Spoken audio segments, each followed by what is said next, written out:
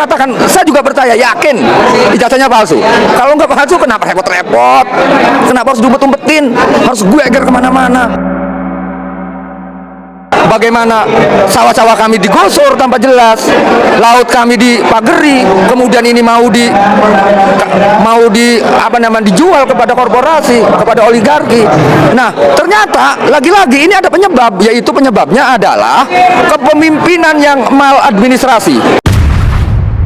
Pak Suryo dan kawan-kawan ini adalah orang yang mencoba untuk membuka, untuk hadir ke dalam kegelapan, kemudian dilaporkan. Ya kita lihat, kita akan membersamai cahaya, karena saya akan berpihak kepada cahaya, dan saya tidak akan pernah berpihak kepada kegelapan, dan rakyat akan melawan itu. Publik tentu tidak lupa sosok ini. Ya, dia adalah Khalid, sosok nelayan cerdas yang viral karena kegigihannya memperjuangkan nasib nelayan di Tangerang, Banten. Berkat perjuangan Khalid dan kawan-kawan yang tidak mengenal rasa takut, kasus penguasaan sebahagian teritori laut milik bangsa yang hendak dikuasai kelompok tertentu dapat dibongkar dan diusut. Walau para pelaku utama seperti dalang di balik pembuat pagar laut dan pembuat sertifikat laut belum diungkap, namun setidaknya, pagar yang menghambat perjalanan para nelayan di laut dapat dibuka kembali. Kini, sosok yang telah menjadi simbol perlawanan terhadap kesewenang-wenangan penguasa dan oligarki ini kembali bersuara. Bukan lagi soal pagar laut, Khalid marah terhadap sikap mantan Presiden Joko Widodo yang membalas kritik dan gagasan ilmiah terkait ijazahnya dengan pelaporan ke pihak kepolisian. Ya, sikap Jokowi enggan memenuhi permintaan publik untuk menunjukkan ijazah aslinya benar-benar telah menimbulkan kemarahan sebagian rakyat. Aturan konstitusi kita telah mengatur bahwa seorang pejabat publik wajib menjunjung tinggi sikap transparansi termasuk identitas diri dan bahkan sampai kekayaan pribadi. Namun Jokowi menunjukkan sikap berbeda. Sejak menjabat sebagai presiden di periode kedua, rakyat yang mulai curiga akan keabsahan dokumen ijazah yang dipakai Jokowi mendaftar, minta agar Jokowi menunjukkan ijazah aslinya. Namun alih-alih memenuhi permintaan rakyat, Jokowi justru membalas dengan memenjarakan orang-orang yang menggunakan hak konstitusinya, menyampaikan pendapat di muka umum. Terbaru, ketika proses pengadilan ijazah sedang berlangsung di Solo, Jokowi justru datang sendiri ke Jakarta melaporkan para ahli forensik digital, ahli telematika dan ahli anatomi tubuh yang mengulas kemungkinan skripsi dan ijazah Jokowi benar-benar palsu. Perilaku Jokowi yang seolah tidak paham aturan negara demokrasi, membungkam para pengkritik, menggugah hati seorang Khalid sang pejuang nelayan Banten ikut turun tangan bergabung ke pihak penggugat. Bukan tidak mungkin jika penguasa terus menunjukkan sikap represif terhadap setiap kritikan yang disampaikan masyarakat, maka akan semakin banyak rakyat yang akan menggabungkan diri. Berikut, pernyataan Khalid yang menjadi landasan berpikirnya sampai ikut bergabung berjuang bersama kelompok penggugat ijazah Jokowi. Simak sampai habis, dan jangan lupa dukung kami mengembangkan channel ini dengan menekan tombol like dan subscribe bagi yang belum subscribe di bawah video ini, agar channel ini dapat berkembang. Saya juga sempat ada kejadian, ada beberapa kawan saya yang nggak percaya bahwa saya lulusan SMP Muhammadiyah. Itu pertama. Nah, kemudian saya pikir kan nggak repot-repot, tinggal saya ambil di laci, saya tunjukin ini ijazah saya, asli atau bukan, terserah mereka yang menilai. Itu kan. Lah kemudian kalau saya melihat ini, seperti ada sesuatu yang begitu disembunyikan. Artinya ada sesuatu yang seolah-olah ini sakral, ini barang antik gitu. Yang melihatnya aja harus bayar. Ada DP di depan lah gitu. Kalau ini mah kayak barang antik, misalnya kantong macan atau apa kayak orang-orang klinik gitu, ijazahnya kan nggak boleh.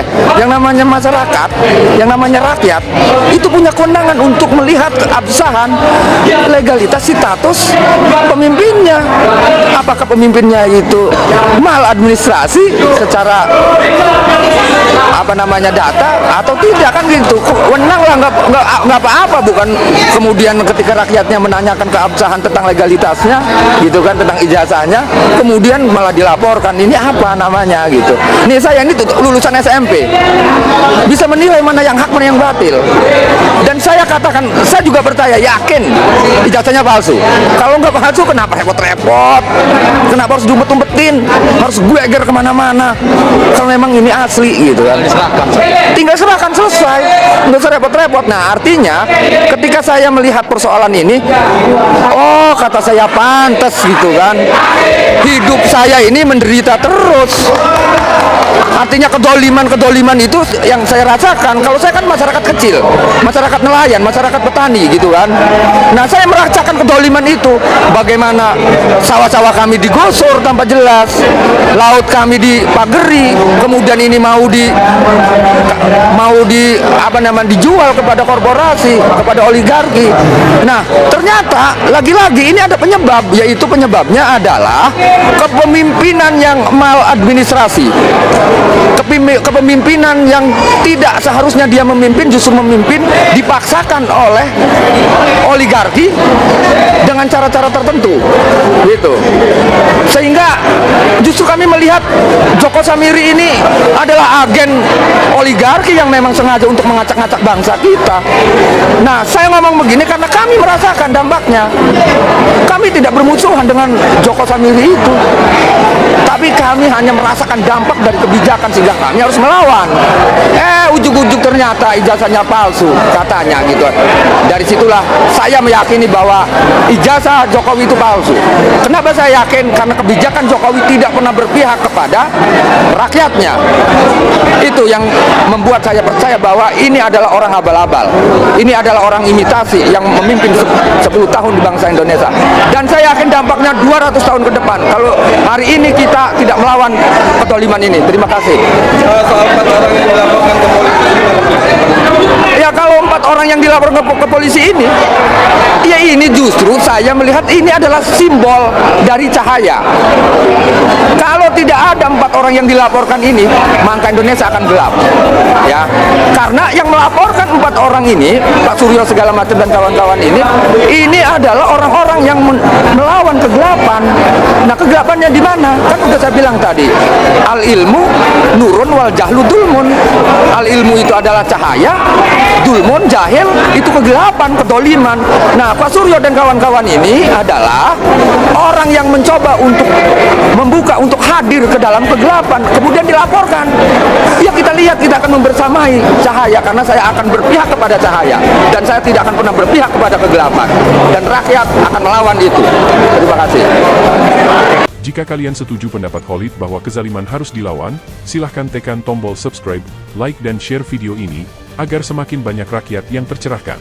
Terima kasih.